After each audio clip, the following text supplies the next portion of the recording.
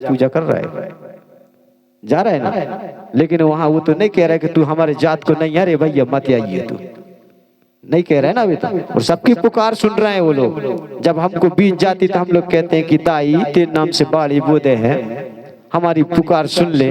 और वो तुम्हारी पुकार सुन लेते और उसके नाम से आप लोग बाड़ी भी बो देते हैं।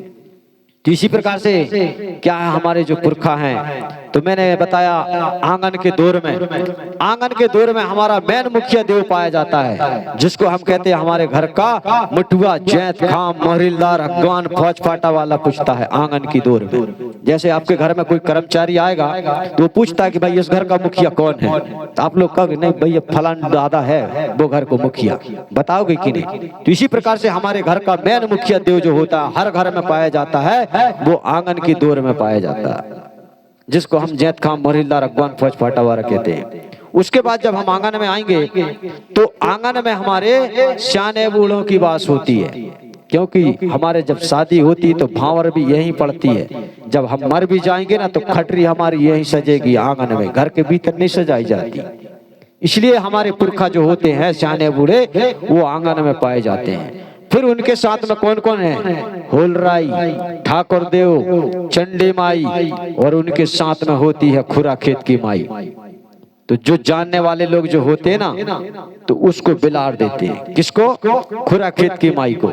जब खुरा खेत की माई को जब बिलार देते हैं ना तो उस समय आपके घर में मोती, झिरा, हैजा, मलेरिया, ढोर बच्चा में खुरी आना, 6-6 महीना बाईना बाहर बैठना, लगाए रहे घर के आसपास चक्कर।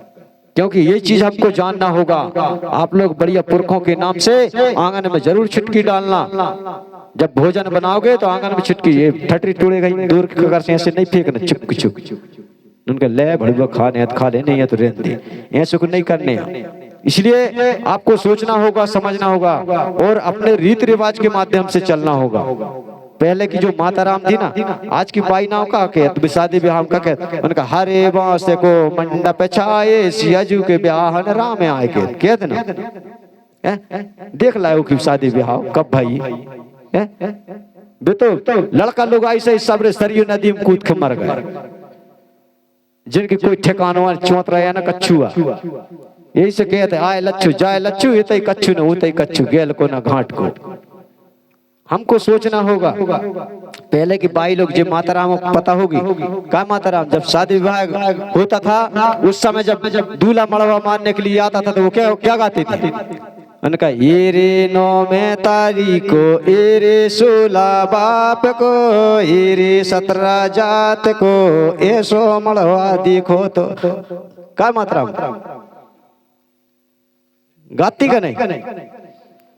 ये प्रमाणित चीजें हैं, ये गलत नहीं है, ये प्रमाणित चीजें हैं। क्योंकि 9 खूंटा जो होते थे वो आंगन में गड़ाए जाते थे। 9 खूंटा वो 9 मेहतारी होती थी, उसमें 16 जो कुरैया डलती थी वो 16 बाप थे। वो 17 किस्म के खकरा डालते हैं, उसको कहते थे कि 17 जात को ऐसो मड़वा देखो तो।